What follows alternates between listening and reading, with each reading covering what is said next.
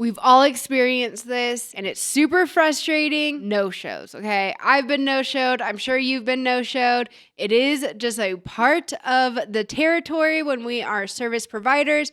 But in today's episode, I'm going to go through how to handle it and how to set yourself up to at least help reduce no-shows in the future. So keep on watching, and we will get straight into it. Welcome to The Rebel Show, the podcast for estheticians who want to grow their business, master social media, and perfect their waxing technique. I'm Bree Mesquit, esthetician, business coach, and founder of Rebel Wax and first-to-market wax pads. I built a 6-figure clientele, a 7-figure brand, and have trained over 15,000 waxers through my in-person and online courses. Are you struggling to book clients or market yourself? You're in the right place. Each week, I bring real business strategies, waxing education, and no BS advice to help you grow. Let's get into it. Hey guys, welcome back to the show. So today we're talking all about no-shows. First of all, I know no-shows is a thing. It's always happening. I'm seeing it talked about in Facebook groups and all that. I had a coaching client. She reached out to me and she was like, I got a no-show yesterday and today, and she was like really upset about it and like not knowing how to move forward with this. And I was like, look, first of all, this is actually a great sign of growth. The higher volume you're taking of clients, the likelihood of no-shows increases, okay? It's all a volumes game. There's going to be a certain percentage of your appointments booked that are going to end up being no-shows. It's just part of the game. Now, luckily with us with waxing, our services tend to be shorter than like when I was taking lash clients, or if you were a hairstylist or a nail tech or a massage therapist or providing facials. You know, people are no-showing a full hour and a half, sometimes longer appointments. Super, super frustrating. It's frustrating for us as well, but we need to take a deep breath and just know it is normal. It is part of growth. When you have higher volume of clients, the likelihood of having more no-shows it's going to happen, okay? But how do we handle this? How do we set policies in place? How do we confront those clients that do have the no-shows, collect payment, all the things?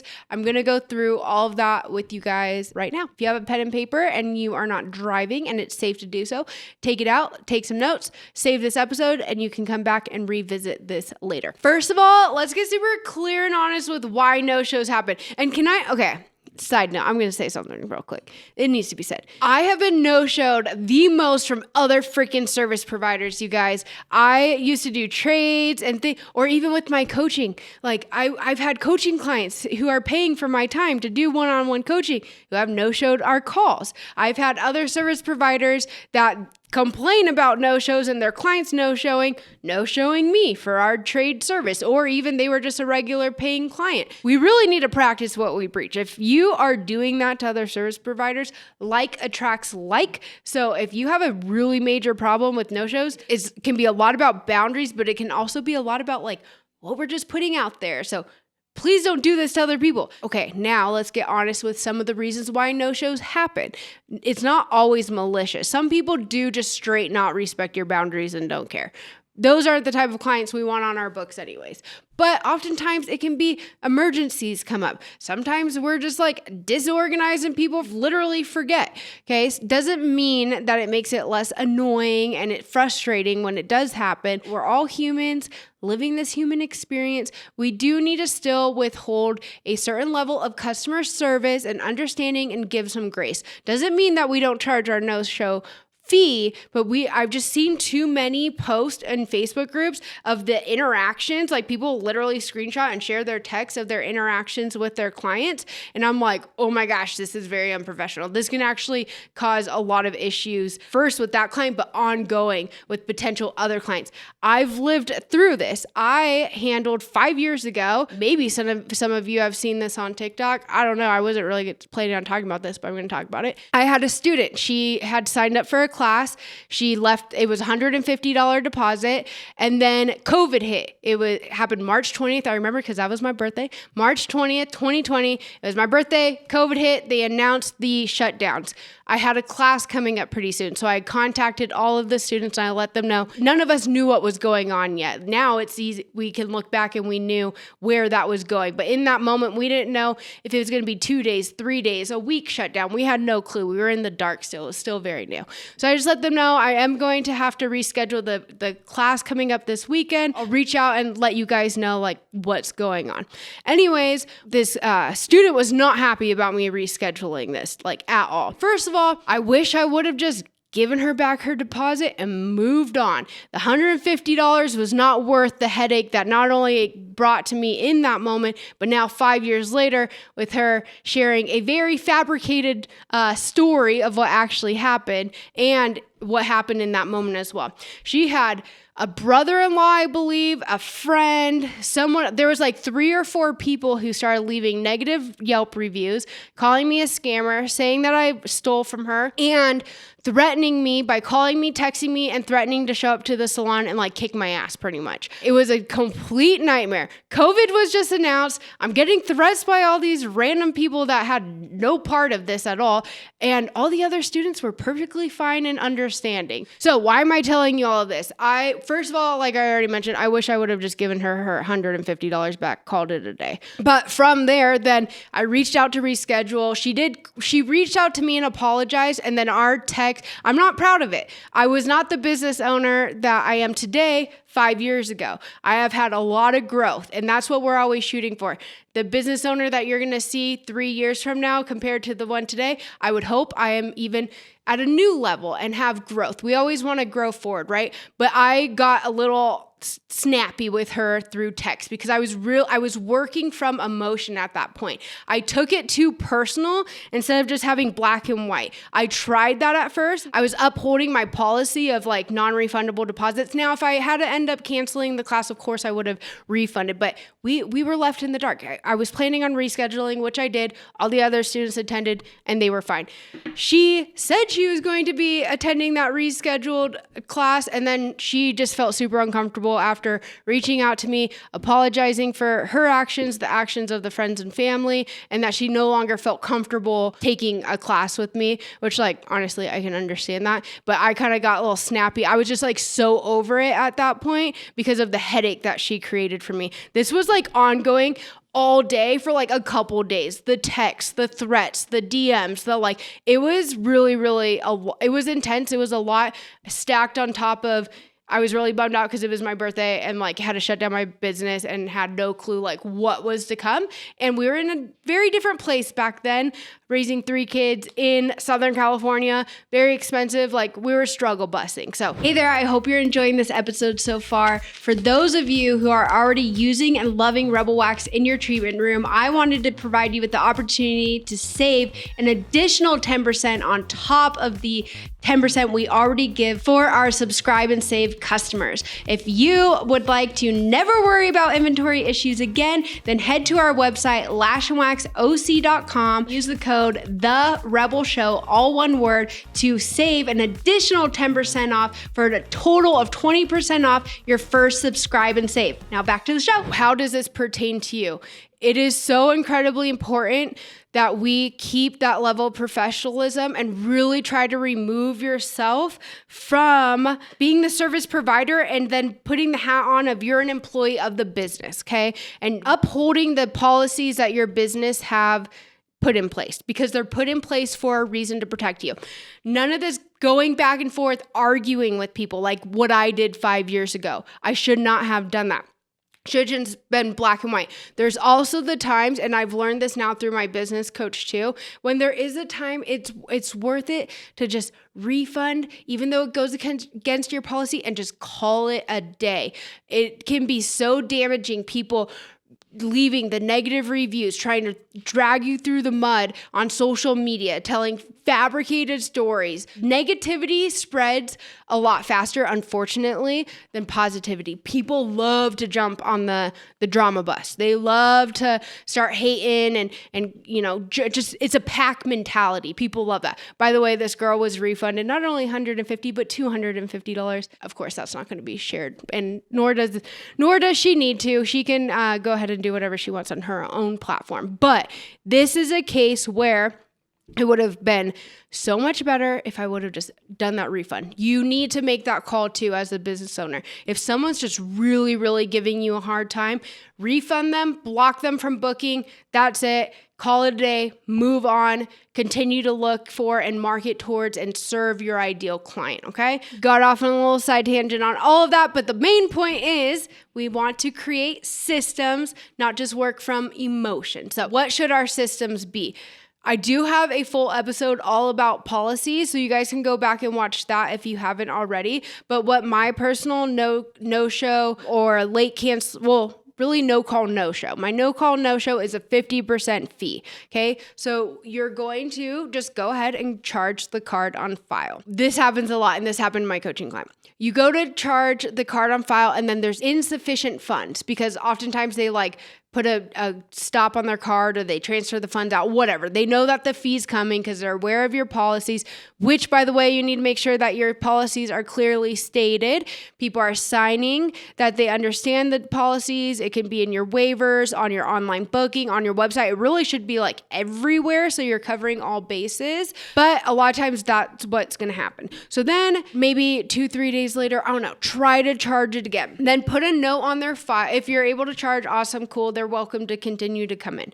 Now, if you're unable to charge that fee, then you just want to simply have a note on their file that there is a balance due, and you can also block them from online booking. So this is what I prefer to do because then they reach out directly, and then you can go ahead and let them know that there is a balance due. So how do you go about that? Again, just black and white, no emotions. Not, I sat here for 30 minutes and how would you feel if you went to work and you were sitting there and you weren't getting paid? We know all of this. Between other service providers, we can vent about that all day long. But we're not going to be going into all of that with the client, okay? It's a simple, hi, I'm going to change the name. I always say Jessica. Today it's going to be Sarah. Why Sarah came to mind? I don't know. It just came to mind. All right. Hi, Sarah. I would love to have you back in. I do notice that there is a balance due on your account. It is $35 due to a no call, no show. As soon as you're able to take care of that, I'm happy to help assist you with getting another appointment on the books. Done. Period. Done. Seriously, it's that easy. Sarah is either going to ghost you or she may argue with you a little bit and be like, I completely understand. Unfortunately, this is our policies and it was agreed upon booking. This is what we require. Again, totally more than happy to help get you reschedule, get you on the books. I'd love to have you back in. That balance will need to be taken care of before I can do so. Done. Okay, now another thing, and I wish I would have done this a little bit sooner on. You're probably a team of me, myself, and I, meaning that it's you playing all the roles.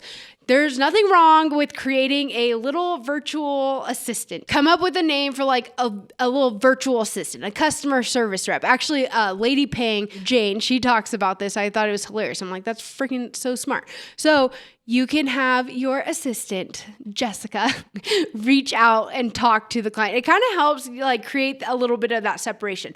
You just need to be professional and be able to communicate professionally with the client, even when you're not met with professionalism back from them.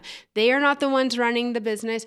You are, and this can really damage your reputation if you don't withhold this, okay? Again, negativity can be very loud. People like to spread it really fast. So it's really important that you guys are just keeping professional and keeping the emotions out of it. So if it helps you to do that, maybe you have an email address that's your customer support person, and then eventually you might actually be able to hire that, which would be really nice. We have that now for our product-based business, and it's really, really helpful. Anyways, make sure you are being professional all the way through. Okay. So charge that, balance on file. That's really it. And then blocking with online booking. That's going to be the biggest thing. Now, what do you do? So Gloss Genius, again, fantastic. But any booking site that you guys choose to use, I would definitely look into that and see if they have that option where you can block people from being able to book online, but then allow access to that again as well. Now, what if you don't have a card on file? Then I still go through the whole, you have a balance on file that does need to be taken care of and going through that. But okay, what we do, so when we are in the build phase, so right now at Rebel Wax Studio, we are still actively building our clientele. I don't require a card on file in order to book. It's just too much of a barrier to actually help get clients in from the beginning, because we still are building. It's not a new brand, but it's commission based now. I'm not the one in the treatment room. So we are in essence rebuilding, and it's going really, really well. And this is what we do. We don't require a card on file. But then once someone comes in after that first service, you want to focus on rebooking, and then you can have them put a card on file at that time for going forward. Or you can also not require a card on file, but if they do have a no call, no show, then at that point require the card on file going forward, just in case that happens again. So a few different options for you guys, but that's how I prefer to do it, is no card on file upon booking. I want to get the new clients in because I know that once they experience a service with us, that they're going to be really happy and they're not going to want to go elsewhere, and they're going to want to continue waxing with us. So low barrier of entry. So again, just your policies need to be clearly stated. So on your website, on social media, I don't like pushing this a lot on social media and talking about no shows and venting about that. I've done that in the past, and it's just, and now being on this end and seeing that sometimes from other service providers, being like a client as well now, it just can be a little bit of a turnoff for those clients that it's just, I wouldn't be venting about that on your social media. You want it to be posted. Maybe it's in your highlights, but it's not something you want to continue to talk about. This is something that's on your website. And then upon booking, you really want them to sign a waiver or sign your policies, that they're acknowledging that they understand what your policies are. Okay. And a lot of online booking sites and platforms do have that available, where they're like having to check the box in order for them to be able to book the appointment, that they acknowledge your policy. So you want to make sure that it's posted. Okay. Last thing I want to say is we also need to learn when it's time to be flexible. Okay. If they've been a great client of yours and they have an oops moment, or maybe they had an emergency, or they just they have some personal things going on that cause them to forget and be disorganized, but they've been a good client of yours, there are times when it is in our best interest to take that loss in the moment and just provide great customer service. Okay. There's times to be flexible. You are the business owner. You get to make the call. Now, I don't recommend doing this too much upfront with new clients all the time. I'm talking about those incidences when this is out of the norm for this client. Okay. Have seen people lose some really great clients based on just kind of upholding their policies a little too much. Okay. So when it's the right time to go ahead and just be flexible on that and let them know. But okay, now if you're going to do that, this is what I like to say. So I always let them know, no problem. I understand things do happen. I'm going to go ahead and waive the no-show cancellation fee this time, and I'm happy to get you rebooked for the future. You always want to let them know, I'm going to waive the fee, okay? So that they know that there is a fee. Oftentimes though, the clients where I am making this exception, they reach out and they're like, oh my God, I'm so sorry. I can't believe I did that. I totally forgot. I'll go ahead and pay that fee right now. Or sometimes I've even had them just Venmo it to me, and then I go ahead and put that towards their next service. So usually they're the ones that are willing to actually pay this fee because they respect you. They've been a loyal client. So there are times to make exceptions. And I've also seen that go just the other direction with upholding a little bit too much and not giving grace where it should be given, and then people losing some really great loyal clients. I'd rather you lose out on that small 50% fee than lose out on a client that's going to be with you for months and years to come. All right. Okay. I hope this was helpful. I know no-shows can be super frustrating. I just really want to encourage you guys that the more that you're having, usually it means the more volume of clients you're taking as well. And it's just unfortunately part of being a service provider. But if you follow these steps, you can definitely help mitigate these a little bit better, help to handle this situation when it does come up, and help to avoid and reduce the amount that happened as well. All right. Thank you guys for watching. Please make sure to subscribe. If this was helpful to you, if you could share it with someone who needs this information, that'd be awesome. And then I will see you guys back next Monday.